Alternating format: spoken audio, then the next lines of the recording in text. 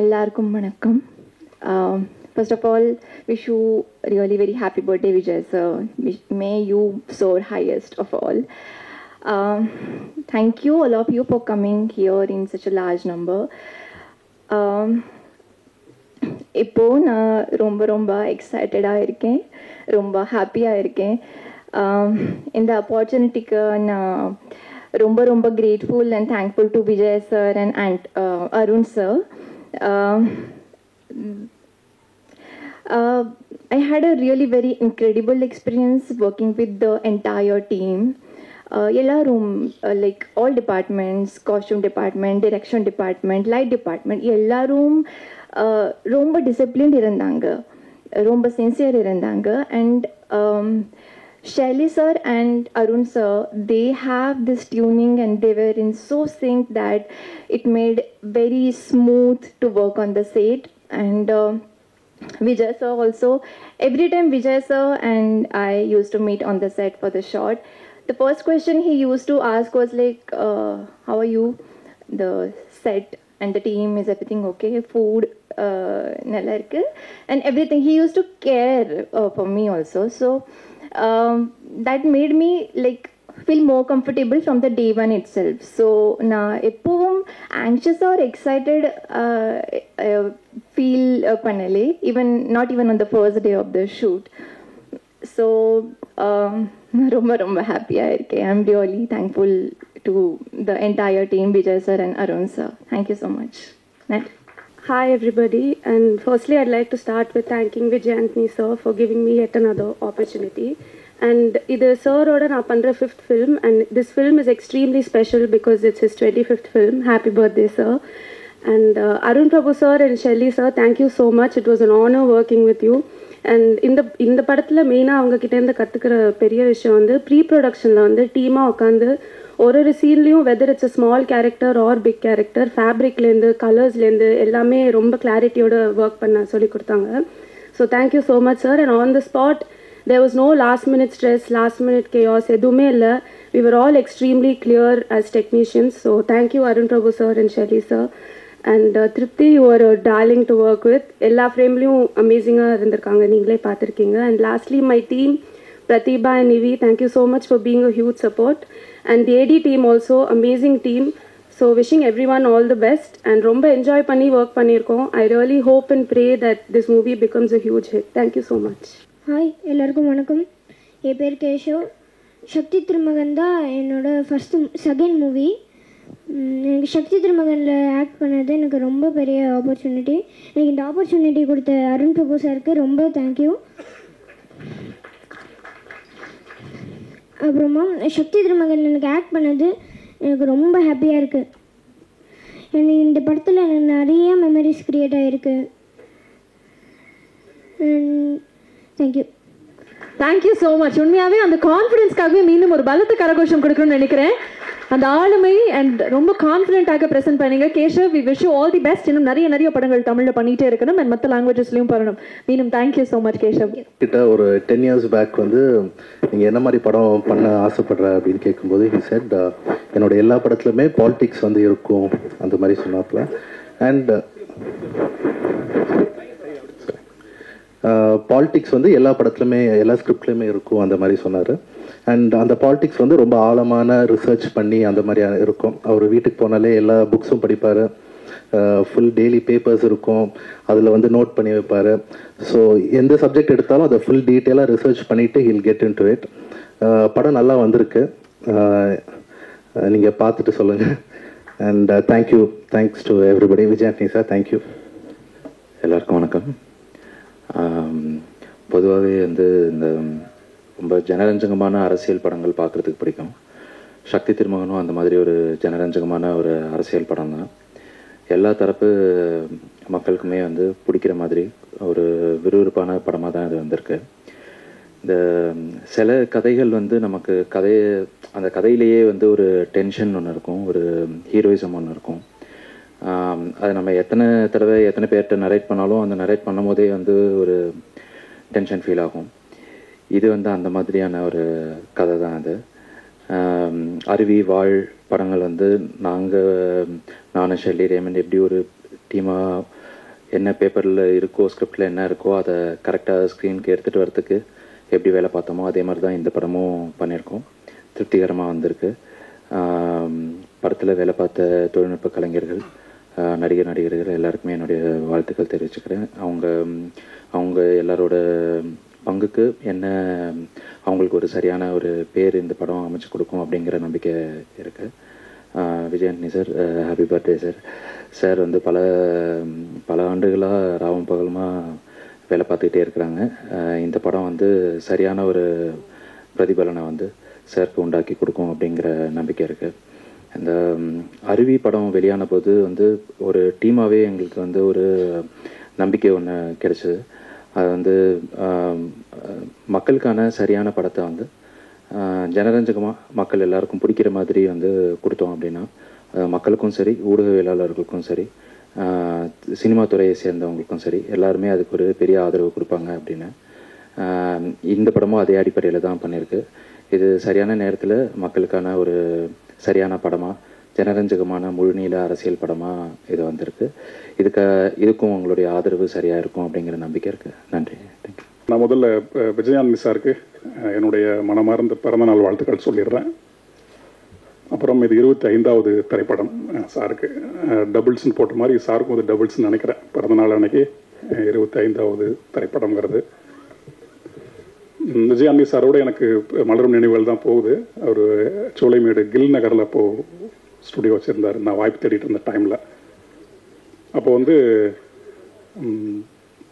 அந்த நெஞ்சாங்குட்டியில் நீயே நிற்கிறாய் அந்த பாடல் வந்து பயங்கரமாக பிரபலமாக இருந்த பாட்டு. அந்த நேரத்தில் தான் நான் சாரோட அலுவலகத்துக்கு போய் வாய்ப்பு கேட்டேன். அப்போ வந்து ஒரு தேர்வெல்லாம் ஒன்று வச்சார் எனக்கு. அந்த பாட்டையே வந்து வேறு மாதிரி எழுதி காமிங்க அப்படின்னு நான் எழுதி கொடுத்தேன். அப்போது அவர் சரி நல்லா மீட்டுக்குள்ளே தத்தகாரத்துக்குள்ளே எழுதுறீங்க, நான் அழைக்கிறேன் அப்படின்னு சொன்னார்.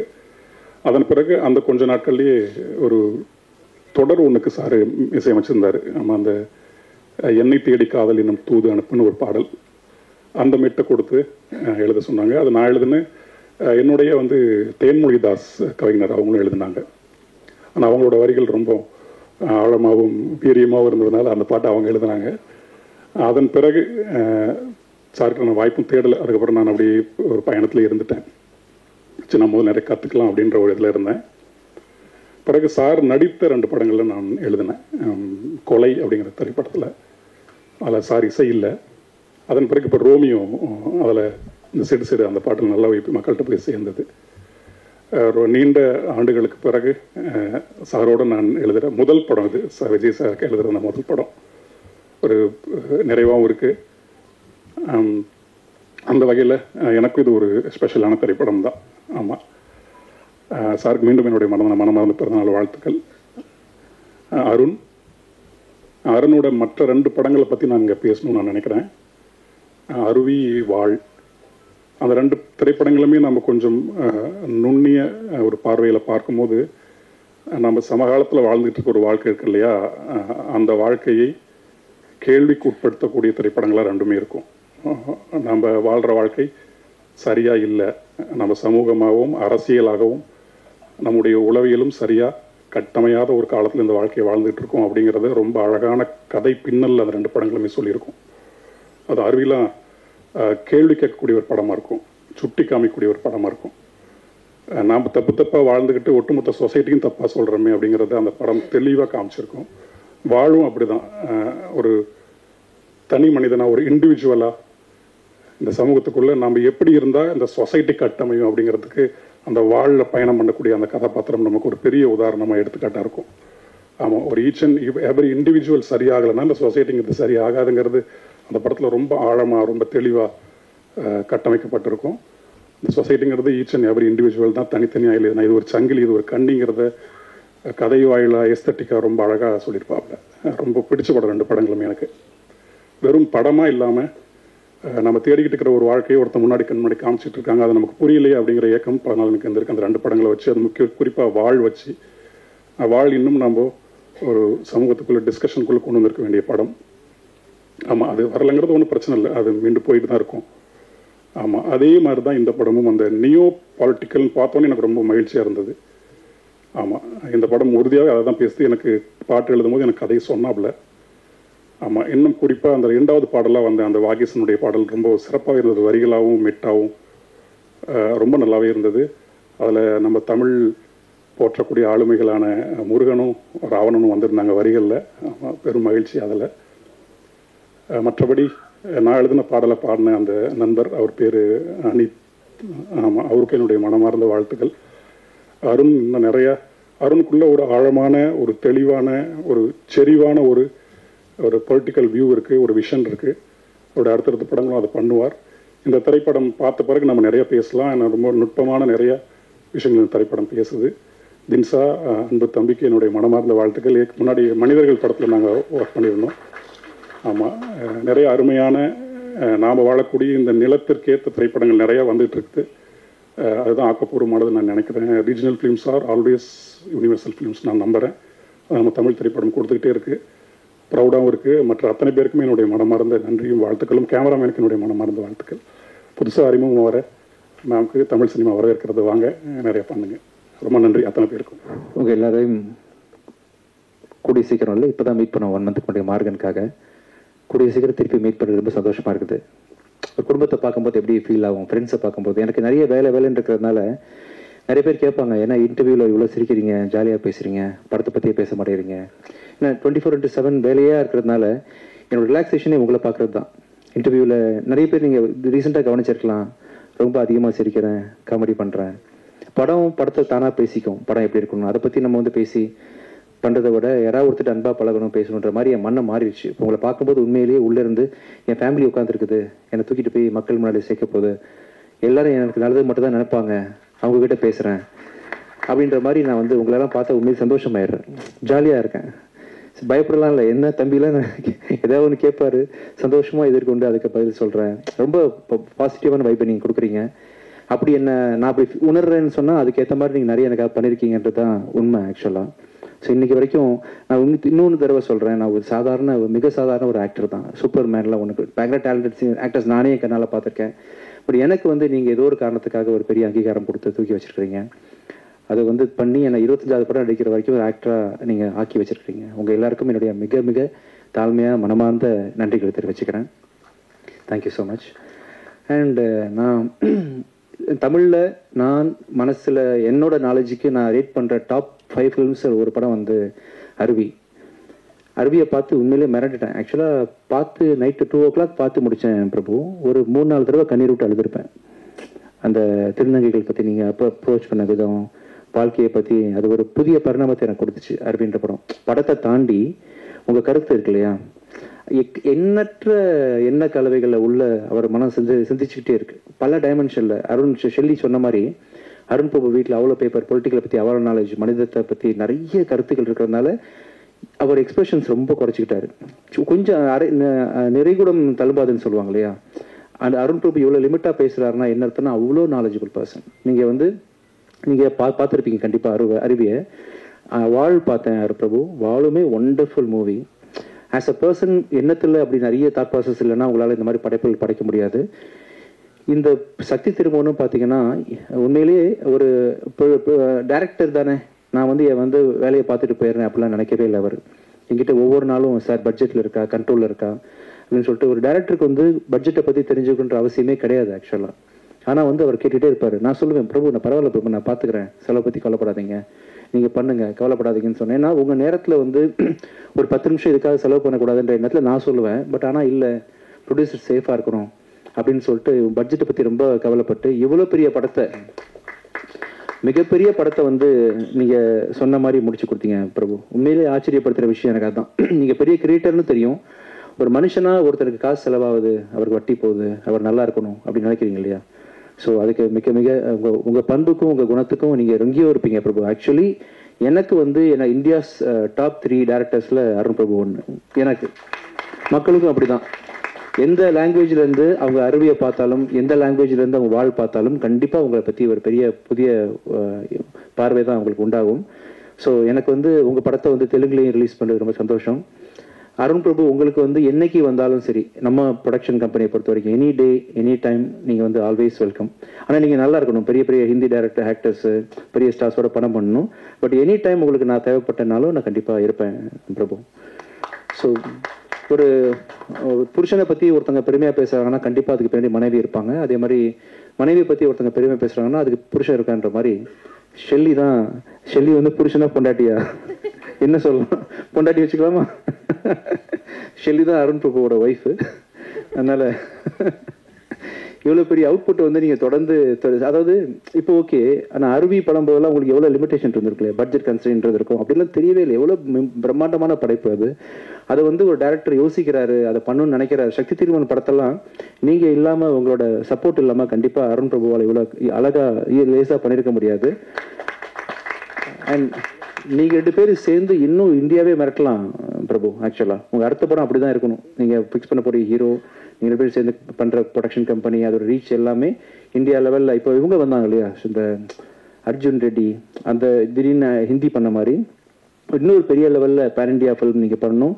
உலகமே வந்து உங்களை பார்த்து, ஏன்னா பெரிய ஹீரோஸ் வச்சு பண்ணும்போது, பெரிய ப்ரொடக்ஷன் கம்பெனி வச்சு பண்ணும்போது உங்களுக்கான பட்ஜெட்டு இப்போ பார்த்தீங்களா என்னதான் இருந்தாலுமே ஒரு சின்ன ஒரு கன்ஸ்டன்ட் இருந்துச்சுல உங்களுக்கு. அதெல்லாம் இல்லாமல் இன்னும் பயங்கரமான படங்கள் பண்ணும்போது உங்கள் அவுட்புட்லாம் உலக லெவலில் போய் சேரும். அதுக்கான அத்தனை பொட்டன்ஷியல் உங்களுக்கு இருக்குது. அதுக்கு சப்போர்ட் ஷெல்லி இருக்காரு, உங்கள் டீம் ரேமண்ட் இருக்காங்க, எல்லாரும் இருக்காங்க. கண்டிப்பாக நெக்ஸ்ட் படத்தை வந்து நான் அருண் படத்தை இன்னும் பெருசாக எதிர்பார்க்குறேன். இதுவே வந்து ரொம்ப அருமையான படம். சக்தி திருமகன் பயங்கர கருத்துக்களோடு பண்ணியிருக்கீங்க. பெரிய ஹைட்ஸ்க்கு இந்த படம் உங்களை கொண்டு போவோம் நம்புகிறேன் Prabhu. All the best. Thank you Shelly, உங்களுக்கும் மிக மிக நன்றிகள். ஷெல்லி என் படத்தோட அடுத்த படத்துக்கு இவர் தான் கேமரா பண்ணுறாரு. யமகாதிகி டைரக்டர் பெப்பின் ஜார்ஜோட படத்துக்கு ஷெல்லி தான் கேமரா பண்ணுறாப்புல. So thank you so much Shelly. அப்புறம் திருப்தி, ஒண்டர்ஃபுல். ஸோ அவங்கள வந்து ஃபஸ்ட்டு டைம் வந்து பிரபு ஃபோட்டோ காமிக்கும் போது யார் அவர் காமிப்பார்? ஏன்னா அவரோட படங்களில் உள்ள ஹீரோயின்லாம் பார்த்தீங்கன்னா அருவி ஹீரோயினாக இருக்கட்டும், வால் ஹீரோயினாக இருக்கட்டும், பெக்யூலியர் ஃபேஸ் இருக்கும் அவங்க கிட்ட. பக்கத்து வீட்டு பொண்ணு, யதார்த்தமான பொண்ணு அப்படின்ற மாதிரி ரொம்ப பார்த்து சூஸ் பண்ணியிருப்பார். இந்த படத்தில் நான் வந்து எவ்வளவோ அந்த மாடல் கோஆர்டினேட்டர் வச்சு ஒவ்வொரு ஃபோட்டோவாக காமிச்சிட்டு இருக்கிறேன். யார் எல்லாத்தையும் வேணான்றாரு. சஸ்பென்ஸாக அவன் பண்ணிகிட்டே இருக்காரு. அந்த முகம் எந்த முகம்னு எனக்கே பயங்கர சஸ்பென்ஸ். கூப்பிட்டு வரேன்னு சொல்லிட்டு ஒரு நாளைக்கு வீட்டுக்கு கூப்பிட்டு வந்தார் அந்த பொண்ணு திருப்தியை. வேற மாதிரி பெர்ஃபார்ம் பண்ணாங்க. இந்த படத்துக்கு இவங்க தான் ஆப்ட் அப்படின்ற மாதிரி ரொம்ப அருமையாக பண்ணியிருந்தீங்க திருப்தி. You will have a strong launch. As actress also பார்த்தீங்கன்னா ரொம்ப சட்டிலாக வந்து ரொம்ப யதார்த்தமாக பண்ணியிருந்தீங்க. ஆல் தி பெஸ்ட் திருப்தி.